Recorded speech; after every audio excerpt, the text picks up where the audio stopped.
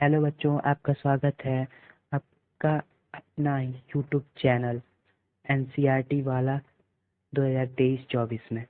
मैं आपको पढ़ाऊंगा द लिविंग वर्ल्ड, जो कि हम फर्स्ट पार्ट में पढ़ा चुके हैं ग्रोथ। सेकेंड पार्ट में हम रिप्रोडक्शन पढ़ेंगे, ऐसे ही मेटाबॉलिज्म, ऐसे ही कॉन्शियसनेस। तो ऐसे ही हम लोग धीरे धीरे एक एक टॉपिक कवर करेंगे इसमें।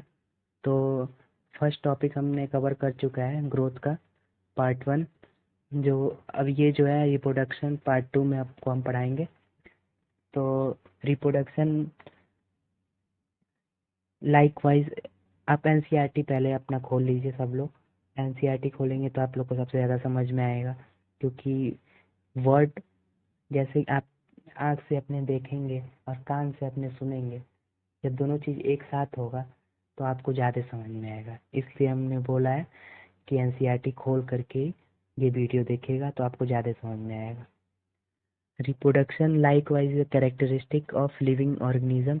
रिप्रोडक्शन में एक कैरेक्टरिस्टिक है लिविंग ऑर्गेनिज्म का। In multicellular organism reproduction refer to the production of progeny. Multicellular organism जो रिप्रोडक्शन करता है रेफर करता है प्रोडक्शन ऑफ प्रोजनी, नए बच्चे का। प्रोसेसिंग या feature more or less similar. बस उसमें ये होता है कि कुछ में सिमिलरिटी होती है, कुछ में कम सिमिलर होगा, कुछ में ज़्यादा सिमिलर होता है। और दोस्त पेरेंट्स आपको पेरेंट्स से मिलता है, जैसे कि मल्टी सेलुलर ऑर्गेनिज्म में हम लोग भी आ गए। तो हम लोग देखते हैं कि जो ह्यूमन होते हैं उनके बच्चे उनसे अपने पेरेंट्स से कुछ न कुछ उनका मिलता रहता है। वही यहाँ पर बताया है कि कुछ कुछ है जो आपको मिलता रहता है अपने पेरेंट्स से। तो यहाँ पर बोला है multicellular organism reproduction refer to the production of progeny feature more or less. तो यहाँ बोला है कम या ज़्यादा कुछ तो मिलेगा। जैसे आपका फेस भी सेम हो सकता है आपका फेस उनसे ना मिले, तो मिल भी सकता है और नहीं भी मिल सकता है, कुछ भी हो सकता है।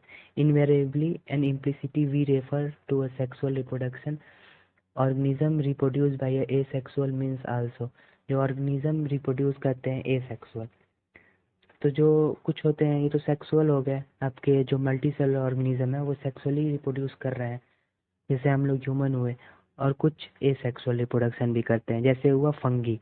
Fungi multiply and spread easily due to the million of asexual spore they produce. Fungi क्या करता है, मल्टीप्लाई करता है और स्प्रीड फैलाता है इजली, आराम से, due to the million of asexual spore they reproduce. ये रिप्रोड्यूस करता है जो हमारा फंगी है। In lower organism like yeast हुआ, हाइड्रा हुआ। तो हाइड्रा को आप लोग जानते हैं, एक छोटा सा होता है हाइड्रा, उसकी जो बर्डिंग होती है उससे एक न्यू प्लांट का जनरेशन हो जाता है। तो यही है आपका हाइड्रा। और इन प्लेनेरिया फ्लैट वॉर्म, ये सबसे इम्पोर्टेंट लाइन है, in flatworm we absorb true regeneration. We absorb true regeneration, ये आपका एनिमल किंगडम में भी दिया है और ये बहुत इंपॉर्टेंट लाइन है।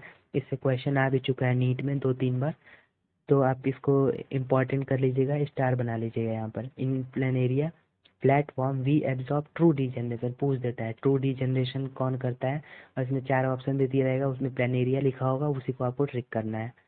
That is fragmented organism regenerated the lost of its body and become a new organism. The fungi, the filamentous algae, the protonema of mosses all easily multiply by fragmentation. जितने fungi होते हैं, filamentous algae हैं, protonema of mosses हैं, ये easily multiply कर पाते हैं fragmentation के द्वारा। When it comes to unicellular organism, जो भी यूनिसेलुलर ऑर्गेनिज्म है लाइक बैक्टीरिया, यूनिसेलुलर एल्गी और अमीबा, ये reproduction in synonyms with growth, जैसे ग्रोथ का रिप्रोडक्शन होता है। जितने भी यूनिसेलुलर ऑर्गेनिज्म है, बैक्टीरिया हुआ, अमीबा हुआ, ये सारे जो है ये ग्रोथ के सिनोनिम्स रिप्रोडक्शन करते हैं। जैसे ग्रोथ में क्या था, increase in mass and increase in number of cell. Increase in mass and increase in number of cell, ये था ग्रोथ का। तो उसी तरह ये भी रिप्रोड्यूस करते हैं, कौन, बैक्टीरिया और अमीबा, इसलिए इसको सिनोनिम्स बोले हैं ग्रोथ का। और ये आपका क्वेश्चन ये भी आ सकता है, ये भी पूछ देता है कभी कभी। Hence we notice that single cell organism we are not very clear about the uses of two terms. जितने भी सिंगल सेल ऑर्गेनिज्म है इसमें यही नहीं समझ में आता है कि ये दो टर्म क्यों दिया है, ग्रोथ एंड रिप्रोडक्शन। ग्रोथ का भी काम वही है, एक सेल से मतलब ग्रोथ करता रहता है, मतलब मास भी बढ़ाता रहता है। और रिप्रोडक्शन का भी यही है कि साइज बढ़ाएगा, मास बढ़ाएगा और नंबर बढ़ाएगा। दोनों का काम नंबर बढ़ाना ही है। रिप्रोडक्शन का भी काम नंबर बढ़ाना है और उसका भी काम नंबर बढ़ाना है। दोनों का काम ये है कि दोनों नंबर बढ़ाते हैं। ग्रोथ का भी काम होता है नंबर बढ़ाना। तो यही नहीं समझ में आता है कि ये दोनों क्यों यूज़ किया गया है। और फिर आगे है, there are many organism we do not reproduce mule sterile worker bee infertile human couple. तो ये कुछ मैनी ऑर्गेनिज्म, कुछ ज़्यादा, और ये सब कुछ ऑर्गेनिज्म है जैसे म्यूल हुए, स्टेराइल हुए, वर्कर भी है, इनफर्टाइल ह्यूमन कपल, ये जो है ये रिप्रोड्यूस नहीं कर पाते हैं। तो यही कारण है कि इसको डिफाइनिंग कैरेक्टर नहीं बोला गया है। Hence, reproduction also cannot be an all-inclusive defining character of living organism. इसीलिए defining characteristic of living organism जो है इसको नहीं बोला गया है, क्योंकि इसमें लिविंग